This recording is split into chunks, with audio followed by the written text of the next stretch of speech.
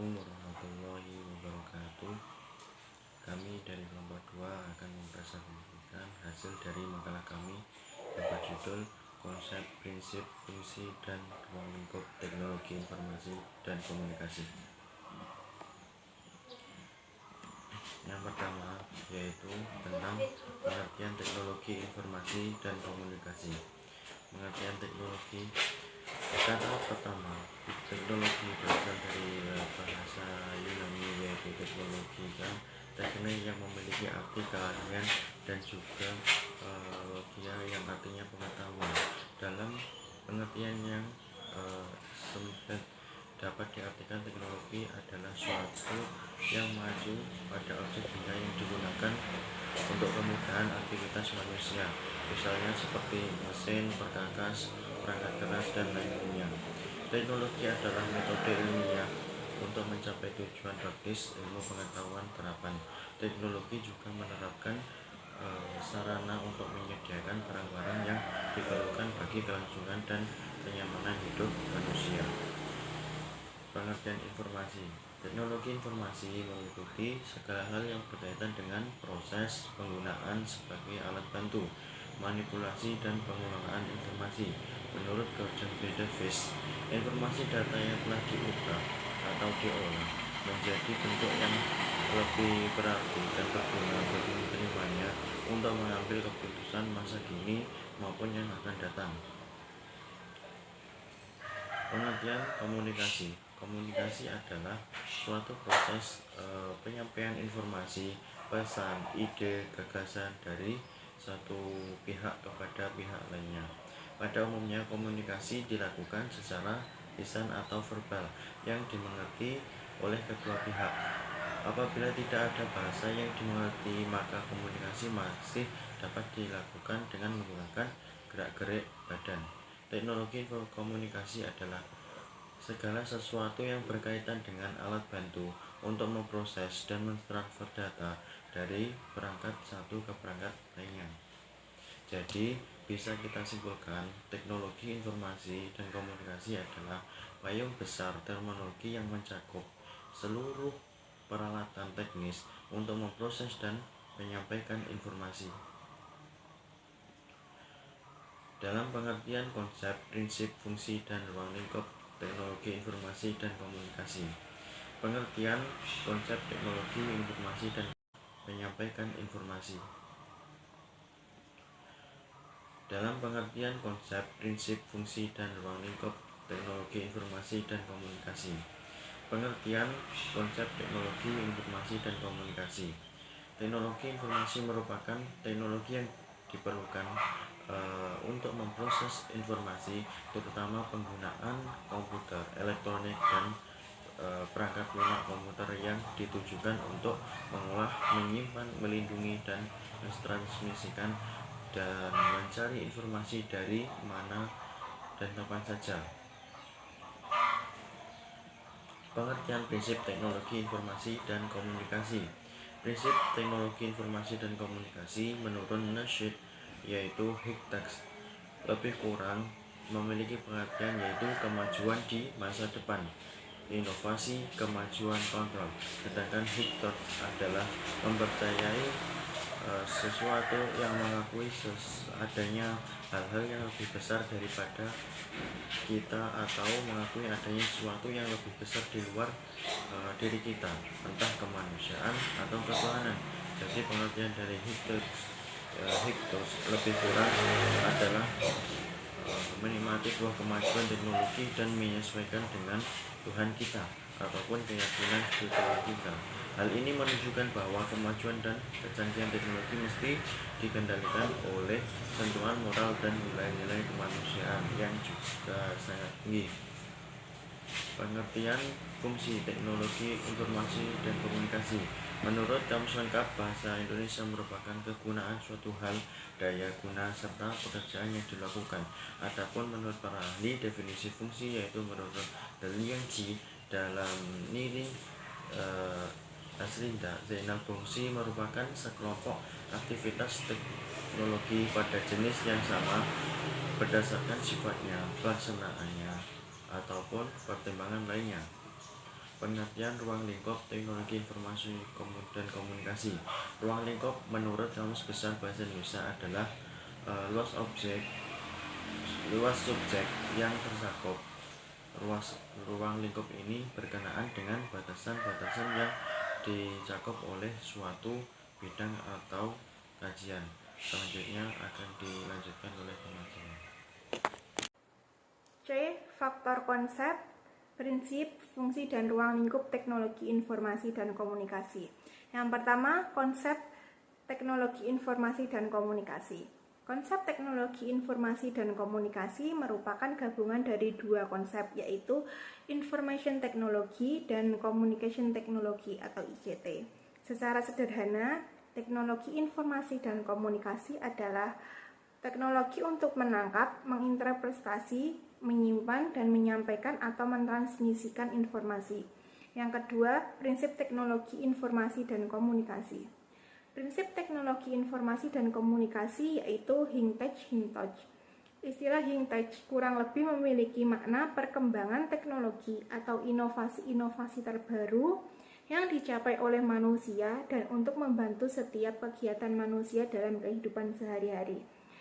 Untuk istilah Hing-Tech dapat diartikan sebagai konsep yang ada pada alam bawah sadar manusia yang mempercayai akan keberadaan sesuatu atau kekuatan yang lebih besar di luar sana, atau hal-hal yang lebih besar daripada manusia itu sendiri. Yang ketiga, fungsi teknologi informasi dan komunikasi.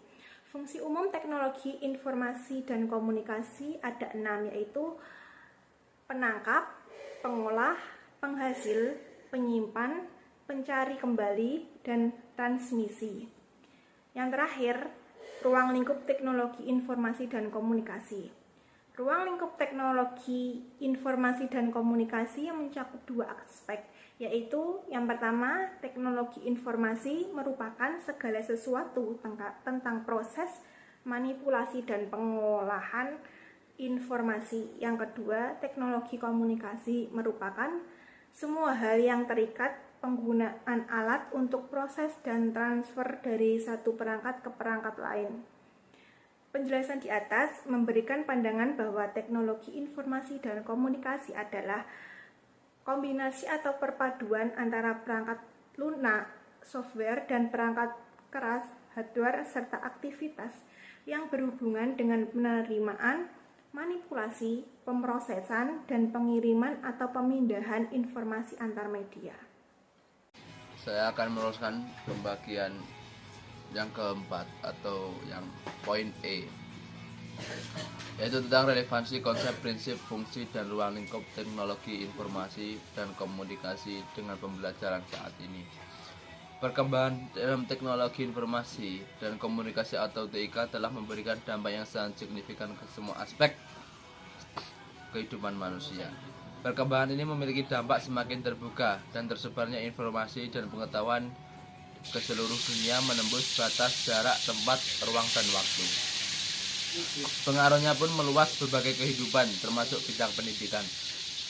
Pemanfaatan teknologi informasi dan komunikasi atau Information and Communication Technology atau ICT di dunia pendidikan telah mengakibatkan semakin menyempitnya dan bahkan faktor penentu kecepatan dan keberhasilan penguasaan ilmu dan teknologi oleh umat manusia.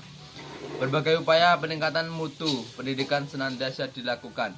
Boleh dikatakan bahwa dalam pendidikan dewasa ini hidup dan dalam dunia media, di mana kegiatan pembelajaran telah bergerak menuju dikurangnya sistem penyampaian bahan pembelajaran secara konvensional yang lebih mendepankan metode ceramah dan diganti dengan sistem penyampaian bahan pembelajaran modern yang lebih mengedepankan peran pembelajar dan pemanfaatan teknologi informasi dan komunikasi. Lebih-lebih pada kegiatan pembelajaran yang menekankan pada kompetisi-kompetisi yang terkait dengan keterampilan proses, peran media pembelajaran menjadi semakin penting. Pembelajaran dirancang secara baik dan kreatif dengan pemanfaatan teknologi informasi dan komunikasi dalam batas-batas tertentu akan dapat memperbesar kemungkinan peserta didik untuk belajar lebih banyak, mencamkan apa yang dipelajari lebih baik, dan meningkatkan kualitas pembelajaran khusus dalam rangka meningkatkan ketercapaian kompetensi. Upaya-upaya tersebut memperlakukan kerja keras serta kemampuan yang tinggi terhadap tugas. Mengingat upaya peningkatan mutu pendidikan memerlukan banyak inovasi yang harus diciptakan. Kreativitas harus ditumbuh kembangkan dengan segala konsekuensi dan keuntungan-keuntungannya. Dunia pendidikan termasuk yang paling diuntungkan dengan kemajuan teknologi informasi dan teknologi. Ini karena memperoleh manfaat yang luar biasa melalui dari eksplorasi materi-materi pelajar yang berkualitas seperti. Selanjutnya adalah relevansi konsep, prinsip, fungsi, dan ruang lingkup teknologi informasi dan komunikasi dengan pembelajaran saat ini. Perkembangan teknologi informasi dan komunikasi di seluruh kehidupan, di seluruh sendi kehidupan sudah barang tentu akan merambah juga di dunia pendidikan. Dan pada saat ini dunia pendidikan salah satu media utamanya adalah salah satu hal yang terpenting di dalam seluruh aspek pendidikan, yakni adanya teknologi informasi dan komunikasi, di mana semua hal yang mencakup pendidikan sudah banyak menggunakan teknologi ini. Karena semua sudah menggunakan teknologi, maka dalam pembelajaran pun menyesuaikan berkembangnya sebuah sistem pendidikan dan juga sistem pembelajaran menggunakan teknologi. Teknologi informasi dan komunikasi pada pembelajaran saat ini yakni berkembangnya sebagai media pembelajaran dan juga sumber belajar. Boleh dikatakan bahwa dunia pendidikan dewasa ini hidup dalam dunia media, di mana kegiatan pembelajaran telah bergerak menuju dikurangnya sistem penyampaian pembelajaran secara konvensional dan lebih mengedepankan metode ceramah pada dulunya. Nah, di sini menjadi metode pembelajaran modern yang lebih mengedepankan pada pembelajaran pemanfaatan teknologi informasi dan komunikasi. Jadi teknologi informasi dan komunikasi pada saat ini begitu penting dan begitu menjadi hal yang wajib ada dan hal yang sudah menjadi salah satu perangkat yang ada atau melekat pada dunia pendidikan dan juga di dalam proses pembelajaran. Dalam proses pembelajaran TIK terdapat revolusi TIK kepada masuknya pembelajaran ini sudah ada sekitar 4 revolusi. Revolusi pertama ini ketika seorang memberikan anaknya atau menyerahkan anaknya untuk dididik kepada seorang guru, di mana guru tersebut berada di pesantren, sekolah dan lain sebagainya atau pada sebuah lembaga. Kemudian revolusi kedua terjadi ketika tulisan untuk keperluan pembelajaran ini mulai ada, yakni akses untuk sumber-sumber belajar ini menjadi terbuka. Kemudian revolusi ketiga sering terjadi dengan ditemukannya mesin cetak sehingga materi pembelajaran itu dapat disajikan atau dipegang masing-masing siswa dalam pembelajaran dan masing-masing guru juga. Kemudian revolusi keempat terjadi ketika digunakannya perangkat elektronik dalam kegiatan pembelajaran seperti radio, tape, televisi dan lain sebagainya. Kemudian selanjutnya ada revolusi kelima, ada 5 revolusi dan di sini di revolusi kelima ini sudah pemanfaatan teknologi dan komunikasi dan informasi dalam pembelajaran sudah benar-benar dimanfaatkan untuk pembelajaran. Kemudian ada beberapa hal yang menjadi titik beda dari TIK di masa dulu atau pembelajaran di masa dulu menggunakan teknologi dan sekarang, yang yakni seperti dari berpusat pada guru menjadi berpusat pada peserta didik. Pendidikan ini sudah semakin berubah, otomatis hal-hal yang menyangkut pendidikan juga berubah seperti itu. Selanjutnya ada di sini media yang bisa digunakan dalam media TIK atau ICT atau TIK ini dalam proses pembelajaran yang bisa digunakan adalah yang pertama internet, di mana internet ini bisa mencari terkait dengan sumber-sumber pembelajaran, terkait dengan media-media pembelajaran, menambah wawasan, menambah sumber, bahkan bisa juga sumber utama dari pembelajaran itu berasal dari internet. Yang pertama, atau juga menjadi platform-platform pendidikan seperti e-learning, Google Classroom, dan lain sebagainya. Itu menjadi platform-platform untuk pendidikan. Selanjutnya ada intranet, di mana intranet itu seperti internet tapi hanya untuk lokal wilayah saja. Selanjutnya ada mobile phone, di mana kita bisa mengakses lewat seluler bagaimana pendidikan itu atau sumber-sumber belajar dan media-media pembelajaran itu ada. Jadi dengan mudahnya bisa mengakses pendidikan atau mengakses materi-materi pembelajaran di mana saja. Kemudian ada CD-ROM, flash disk atau flash disk lah. CD-ROM atau flash disk ini untuk menyimpan bahan-bahan pendidikan yang akan digunakan, atau menyimpan file yang akan digunakan dan lain sebagainya. Itu. Lah, dalam TIK, pengembangan TIK dalam proses pembelajaran ini ada beberapa hal atau ada beberapa tahap. Jadi bagaimana TIK ini bisa masuk kepada pendidikan ini ada beberapa tahap. Yakni tahap pertama adalah tahap emerging. Emerging ini tahap permulaan, di mana TIK ini masih sebagai proses pengenalan. Oh, ini ada alat komputer ada monitor, CPU, dan lain sebagainya lah. Di situ masih proses pengenalan atau pemulaan terkait dengan teknologi yang bisa digunakan untuk pembelajaran. Selanjutnya adalah applying terhadap penerapan. Nah, penerapan ini di mana model-model pembelajaran atau platform-platform itu langsung bisa digunakan melalui internet atau melalui teknologi informasi dan komunikasi yang lainnya. Contohnya ya e-learning tadi dan lain sebagainya, itu sudah pada tahap pemakaian atau penerapan. Selanjutnya infusing menuntut adanya upaya untuk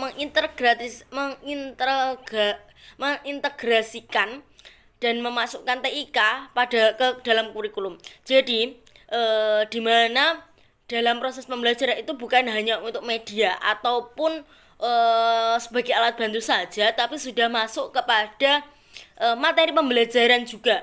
Materi pembelajaran dan untuk menyatunya TIK, pembelajaran yang ada di dalam TIK seperti pengenalan dan pemakaian tadi di dalam sebuah kurikulum. Seperti itu. Kemudian selanjutnya ada tahap transforming, dicirikan dengan adanya upaya sekolah untuk merencanakan dan memperbarui organisasinya dengan cara yang lebih kreatif. TIK menjadi bagian integral dengan kegiatan pribadi dan kegiatan profesional sehari-hari di sekolah. Jadi TIK ketika sudah masa transformasi atau transforming sudah menjadi bagian dari dalam diri yang mana bisa disebarluaskan atau yang mana bisa dikembangkan dan diinovasikan oleh lembaga-lembaga, oleh guru, ataupun bahkan oleh siswanya sendiri.